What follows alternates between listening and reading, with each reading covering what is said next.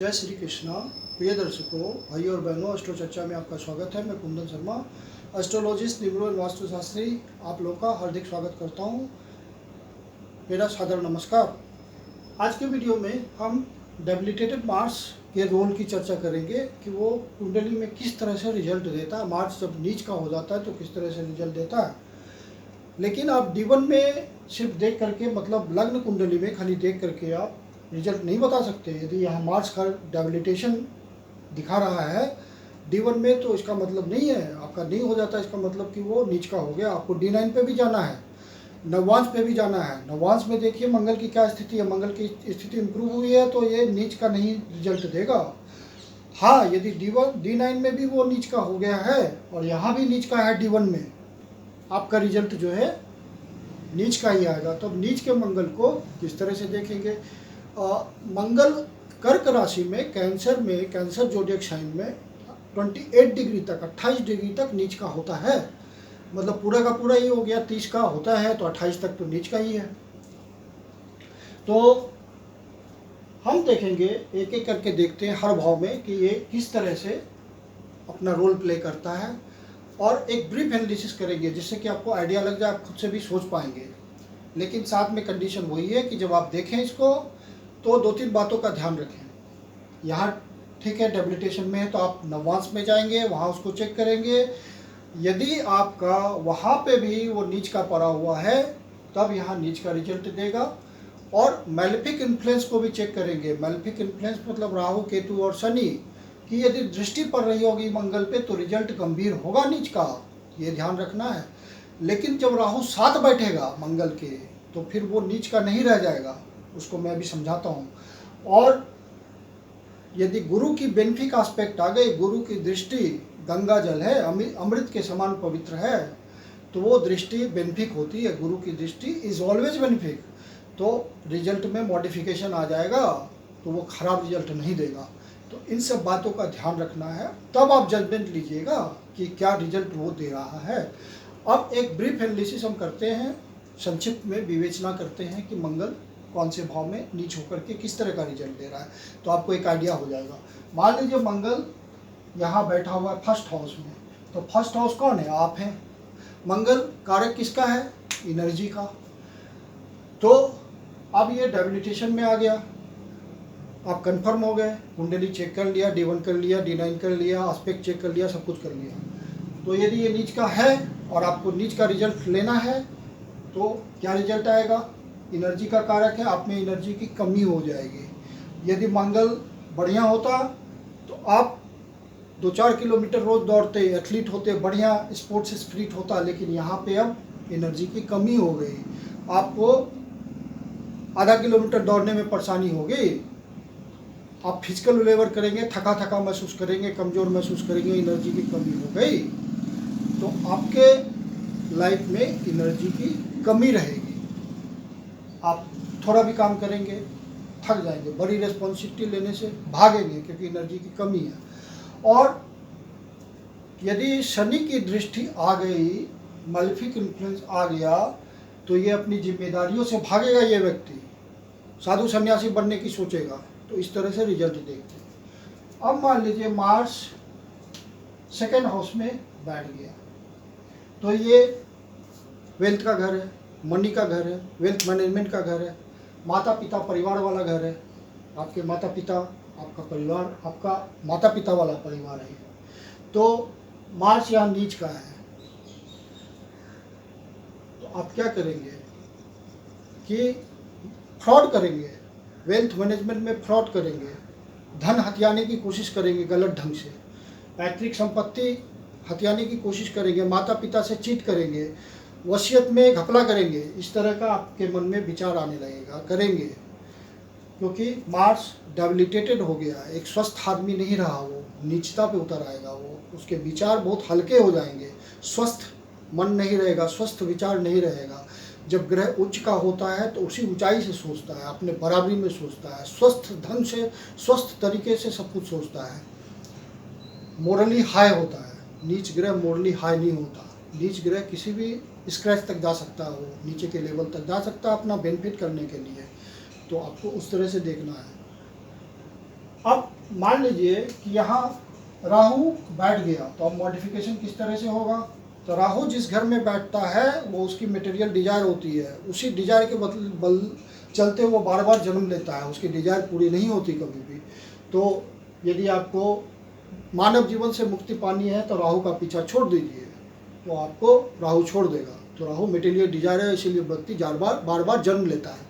तो आपका राहु यहाँ बैठ गया, मार्स के साथ बैठा, तो मार्स को वो अम्पलीफाई कर देगा। जिस घर में बैठता है उसके साइन को वो अम्पलीफाई करता है, जिस ग्रह के साथ बैठता है उसको उसके रिजल्ट को अम्पलीफाई करता है, पावर को अम्पलीफाई करता है। तो अब क्या हुआ, मंगल का डेबिलिटेशन खत्म हो गया, उसको एनर्जी मिल गई राहु से। नीच भंग राजयोग वो भी आपको देखते चलना है। तो अब ये नीच नहीं रह गया, ये स्वस्थ मंगल है, बढ़िया रिजल्ट देगा।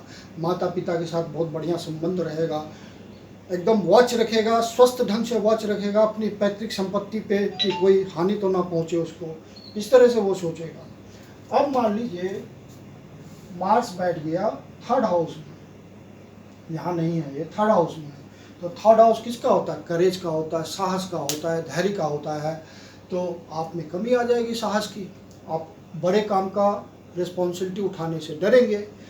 फिर मार्स मैल्फिक है, ये छोटे भाई बहनों का घर है, तो कोबोल्स के साथ विवाद होगा, मारपीट भी कर सकते, बुरा व्यवहार भी कर सकते हैं छोटे भाइयों बहनों के साथ। ये घर मीडिया का है, एडवर्टीजमेंट का है, तो यदि आप इन सब चीज़ों में पैसा फंसाएंगे तो रिटर्न नहीं मिलेगा, क्योंकि मार्स नीच का है। तो इस तरह से आप एनालाइज कीजिए रिजल्ट को।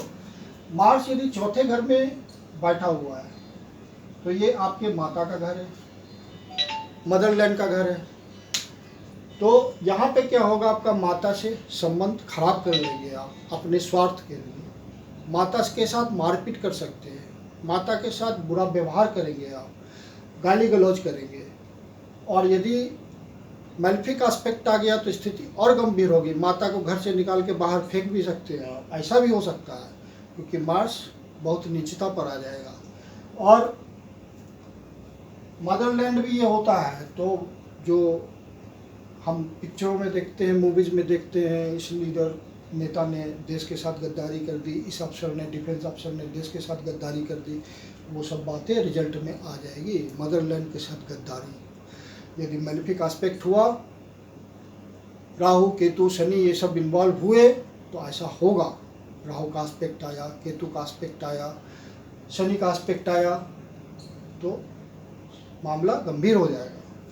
मान लीजिए मार्स पांचवें घर में बैठ गया तो क्या होगा, तो पांचवा घर किसका होता है, लव, रोमांस। तो ये जो व्यक्ति होगा, लड़का है, मेल है, तो फीमेल के साथ, प्रेमिका के साथ निस्वार्थ भाव से प्रेम नहीं करेगा, उसमें स्वार्थ होगा, चीटिंग होगी। तो वो चीटिंग किसी भी हद तक हो सकती है। लड़की है तो लड़के के साथ चीटिंग होगी, कुछ स्वार्थ होगा, इस तरह का प्रेम व्यवहार यहाँ होगा, लव रोमांस उस टाइप का होगा यहाँ पे। ये घर संतान का भी होता है, तो संतान के प्रति भी चीटिंग हो सकती है, मतलब ये पिता संतान को भी धोखा दे सकता है यदि नीच हो गया, किसी भी नीचता तक जाएगा ये। और यदि मान लीजिए ये स्पेकुलेशन का घर है, शेयर में पैसा फंसाना, तो ये शेयर में पैसा फंसाएगा तो निश्चित रूप से फंसेगा, रिटर्न नहीं मिलना है, क्योंकि मार्स नीच का है। मैल्फिक एस्पेक्ट हुआ तो आप उसको मॉडिफाई करते रहिए कि मामला गंभीर होगा। मान लीजिए मार्स छठे भाव में बैठ गया, तो ये घर आपका क्या है, कंपटीशन का घर है। तो आप कंपटीशन में जीतने के लिए, आगे बढ़ने के लिए कोई भी अनफेयर मीन्स का यूज कर सकते हैं, गलत तरीका अपना सकते हैं, चीटिंग कर सकते हैं, कुछ भी कर सकते हैं, किसी भी हद तक जा सकते हैं। और ये वाद विवाद का भी घर है, तो बेवजह किसी से उलझते रहेंगे, मारपीट करते रहेंगे, गाली गलौज करते रहेंगे, क्योंकि मार्स उसी घर में बैठा हुआ है नीच होकर के, नीचता पर उतर आएंगे। अब मान लीजिए कि रिजल्ट को हम देखते हैं, थोड़ा और मॉडिफाई करते हैं। इस हाउस का लॉर्ड ये कौन है, पत्नी का घर है, तो इसका लॉर्ड यहाँ बैठ गया, मतलब पत्नी आपकी यहाँ बैठ गई, तो पत्नी के साथ मारपीट, गाली गलौज, बुरा व्यवहार सब कुछ होगा। ये आए दिन आप सुनते रहते हैं कि अमुक व्यक्ति अपनी पत्नी के साथ मारपीट करता रहता है, तो ये सब कॉम्बिनेशन होंगे वहाँ। अब मार्स मान लीजिए कि 7वें हाउस में बैठ गया, नीच का है, आपने देख लिया, सब तरह से रिजल्ट एनालाइज कर लिया, तो रिजल्ट क्या निकालेंगे? रिजल्ट ये निकलेगा, ये बिजनेस पार्टनर का घर है, तो बिजनेस पार्टनर के साथ चीटिंग होगी,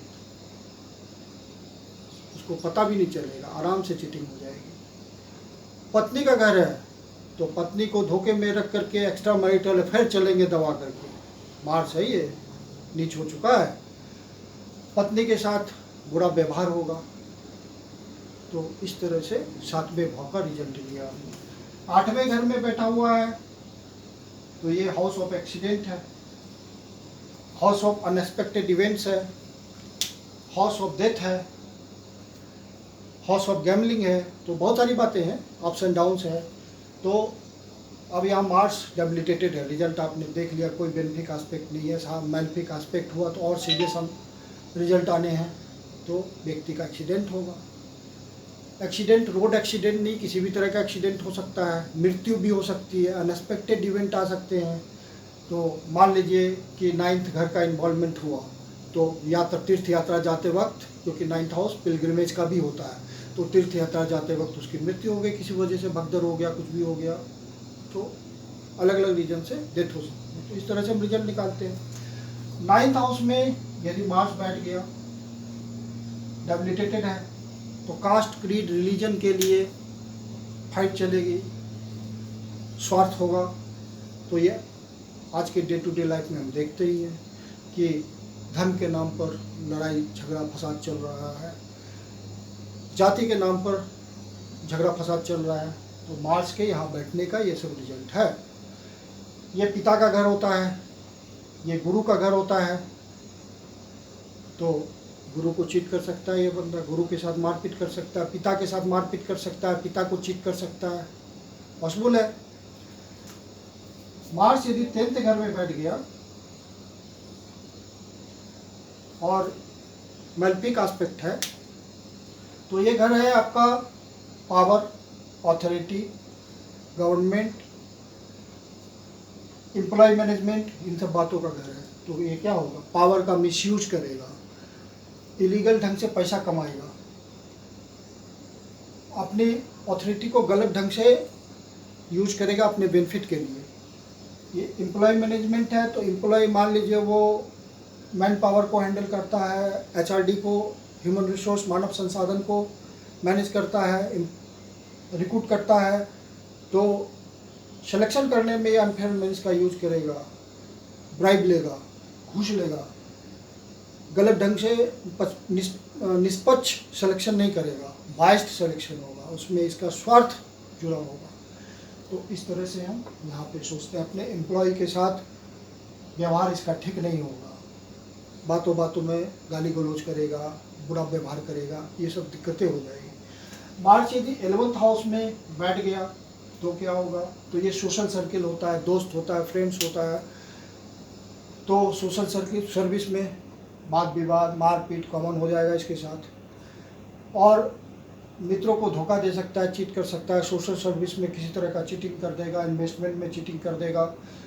और यदि मान लीजिए इसका डिस्ट्रीब्यूशन का काम है, मालिक आदमी अपने प्रोडक्ट को डिस्ट्रीब्यूट कर रहा है लोगों के बीच, मास के बीच, पब्लिक के बीच, क्योंकि ये पब्लिक मास का भी घर है, तो ये उसमें चीटिंग करेगा। तो इस तरह से मार्स का रिजल्ट निकालते हैं। फिर 12वें भाव में भी, 12 भाव का सिग्निफिकेशन लीजिए, वीडियो लंबा होता जा रहा है इसलिए मैं कंक्लूड करूँगा।